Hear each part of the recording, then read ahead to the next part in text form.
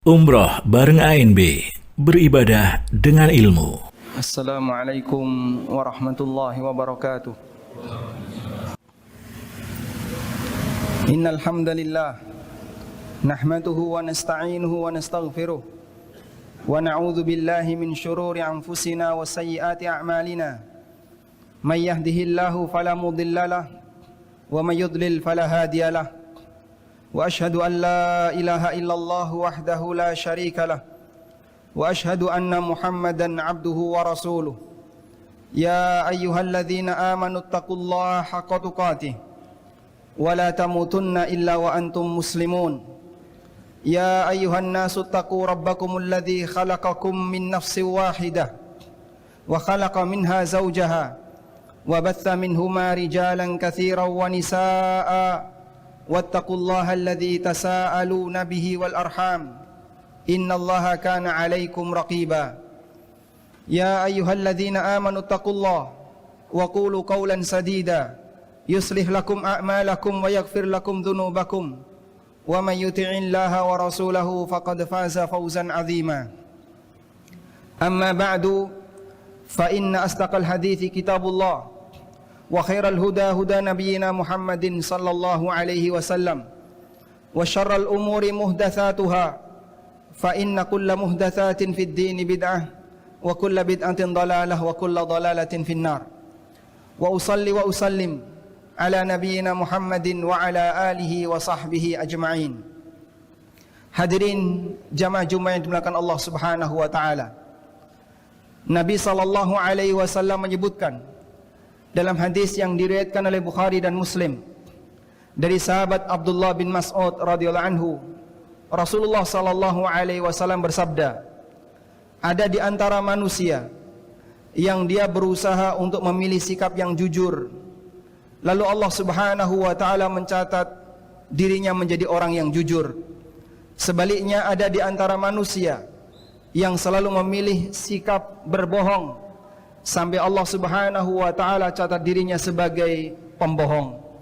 Rasulullah sallallahu alaihi wasallam bersabda, "Alaikum bisidqi, fa inna sidqa yahdi ilal birr, wa innal birra yahdi ilal jannah, wa la yazalu ar-rajulu yasduq wa yataharra as-sidqa hatta yuktaba 'indallahi siddiqan."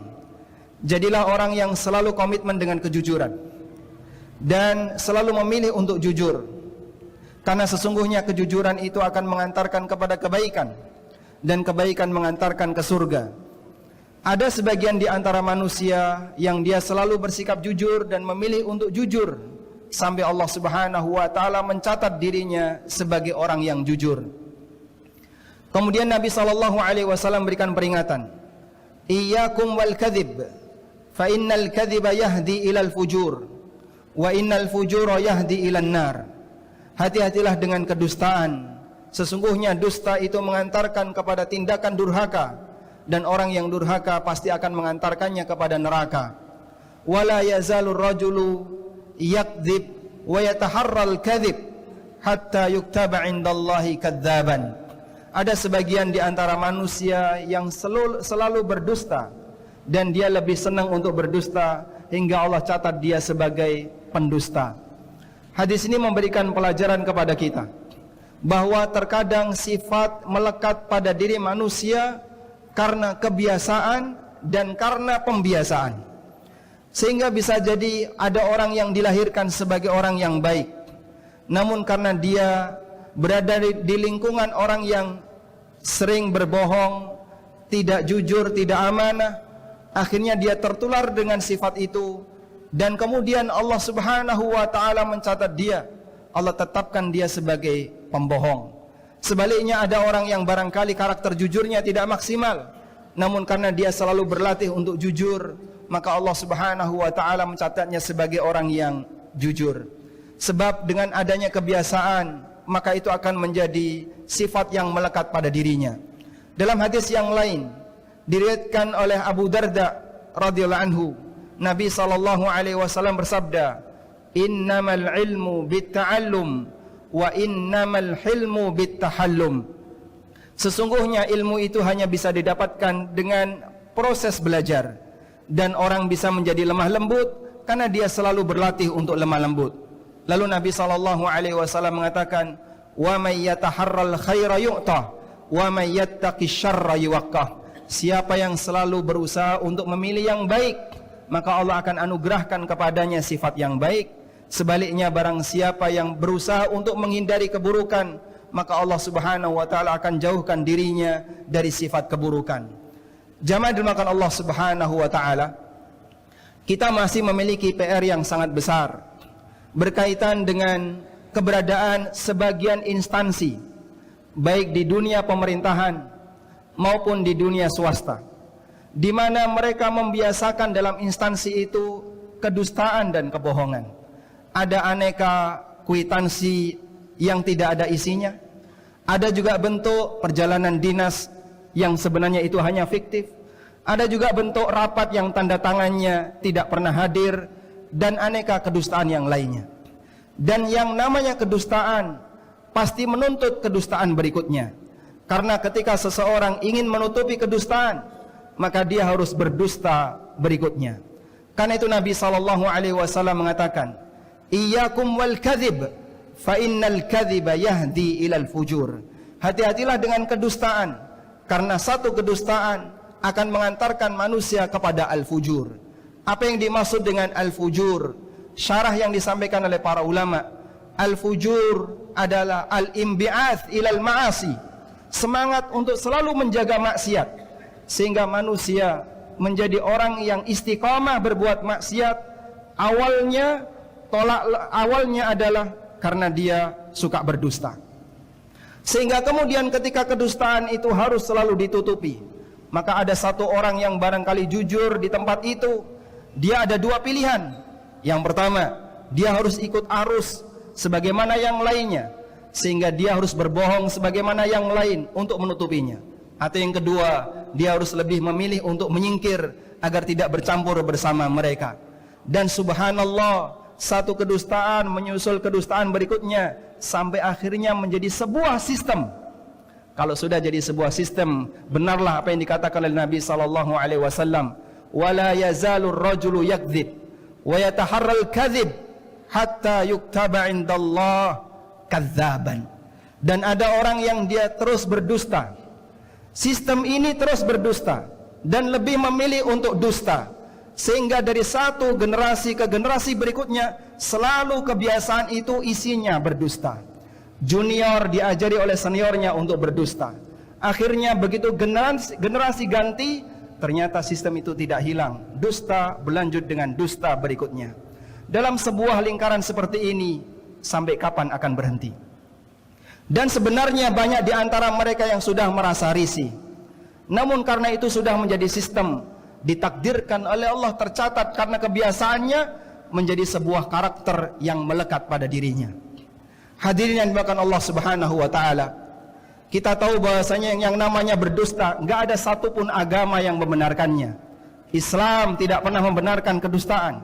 Agama yang lain juga tidak ada yang membenarkan kedustaan. Meskipun orang yang melakukannya sangat banyak dan mereka adalah manusia yang beragama. Kenapa demikian? Salah satu di antara penyebabnya adalah kesadaran yang lemah akan dampak buruk dan akibatnya. Karena itu Nabi SAW mengingatkan dalam banyak sekali hadis akan bahaya kedustaan. Dalam sebuah hadis riwayat Bukhari Muslim, Rasulullah SAW mengingatkan, ala unabbi'ukum bi akbaril kabair. Maukah kutunjukkan kepada kalian dosa yang sangat besar? Kemudian sahabat mengatakan, bala ya Rasulullah, tentu ya Rasulullah. Kemudian Nabi SAW bersabda, al-isyraku billah wa uququl walidain wa qauluz zur wa syahadatuz zur. Dosa-dosa besar itu adalah pertama berbuat syirik kepada Allah, yang kedua durhaka kepada kedua orang tua, kemudian Nabi SAW menyebutkan yang ketiga wa syahadatuz zur wa qauluz zur, dan beliau mengulang-ulang itu sampai sahabat mengatakan la'allahu sakata. Kenapa Nabi SAW enggak diam? Beliau ulang-ulang lagi, syahadatuz zur wa qauluz zur, persaksian dusta, ucapan dusta, tanda tangan dusta, ada laporan dusta, perjalanan fiktif, dan aneka kebohongan yang terjadi di dalamnya. Jamaah dimuliakan Allah Subhanahu wa taala, dosa ini disebutkan oleh Nabi SAW dalam deretan dosa-dosa besar sebelumnya. Berbuat syirik kepada Allah, dan yang kedua durhaka kepada kedua orang tua. Dan lingkaran itu menyeluruh, sehingga kadang ada sebuah perusahaan swasta, dia kalau ingin menang tender maka harus main kedustaan. Ada sebuah toko, kalau dia ingin mendapatkan pelanggan dari instansi tertentu, dia harus siap menyediakan kwitansi kosong. Bahkan sampai unit yang terkecil dalam lingkungan masyarakat, hubungan antara masyarakat dengan ketua RT-nya untuk minta tanda tangan, kadang seperti itu. Dan ketika itu sudah menjadi kebiasaan bersama di sebuah masyarakat, maka itu akan menjadi sifat yang melekat secara keseluruhan. Perubahan dimulai dari kita semuanya. Dan ketika ini dibiarkan terus-menerus, sampai kapan ini akan berhenti? Jamaah dimuliakan Allah Subhanahu wa taala, agama apapun tidak ada yang mengajarkan untuk berdusta. Kita diajarkan untuk bersikap jujur, dan Islam mengajarkan untuk itu. Maka kita sangat yakin bahwa ajaran agama Islam ketika disampaikan di tengah masyarakat tidak akan mungkin merugikan instansi manapun, baik instansi swasta apalagi milik negara. Karena Islam mengajarkan kepada penganutnya untuk berbuat baik, dan Islam mengajarkan penganutnya untuk selalu bersikap jujur. Kita memohon kepada Allah, semoga Allah memperbaiki hati seluruh kaum muslimin, dan mereka memiliki rasa takut terhadap akhirat, sehingga dia sadar akan dampak buruk dari setiap kedustaan yang dia lakukan. Sebab hidup tidak sekali, ada kehidupan yang kedua. Di kehidupan yang kedua itu, kata Ali bin Abi Thalib, fi hisabun wala amal, isinya hanya hisab dan tidak ada amal. Demikian sebagai khutbah yang pertama. Aqulu qauli hadza wa astaghfirullah.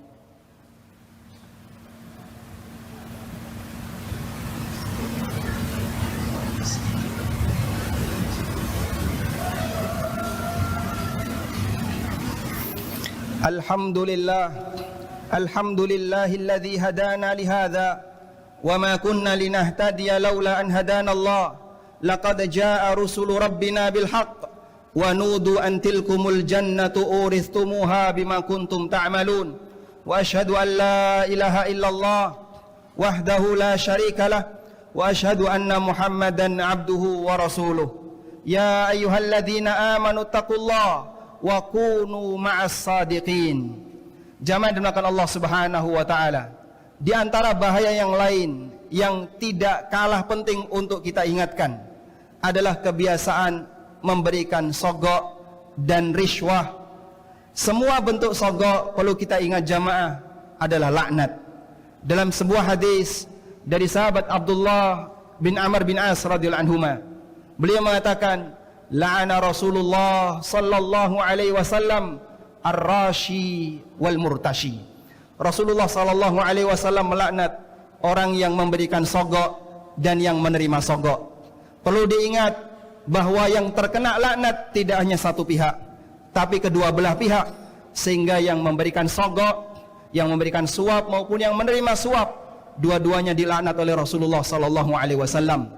Siapapun muslim yang mencintai Nabi SAW, tentu dia sangat berharap bisa ketemu Rasulullah SAW.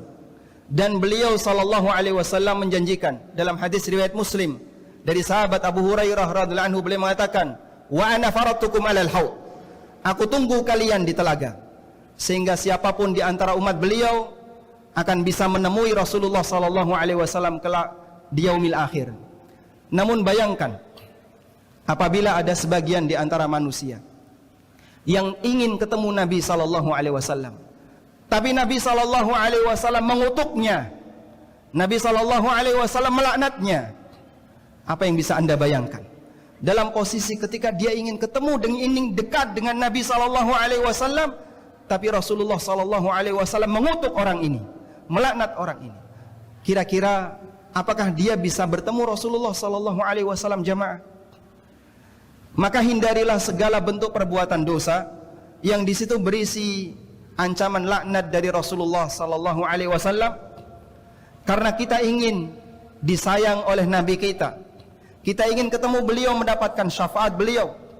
Namun ada sebagian di antara manusia yang dilaknat dan dikutuk oleh Nabi sallallahu alaihi wasallam. Dan ingat, dalam setiap kebiasaan sogok seperti ini pasti selalu diiringi dengan kedustaan. Sebagaimana yang Allah Subhanahu wa taala ceritakan dalam Al-Qur'an, menyebutkan tentang sifatnya orang-orang Yahudi.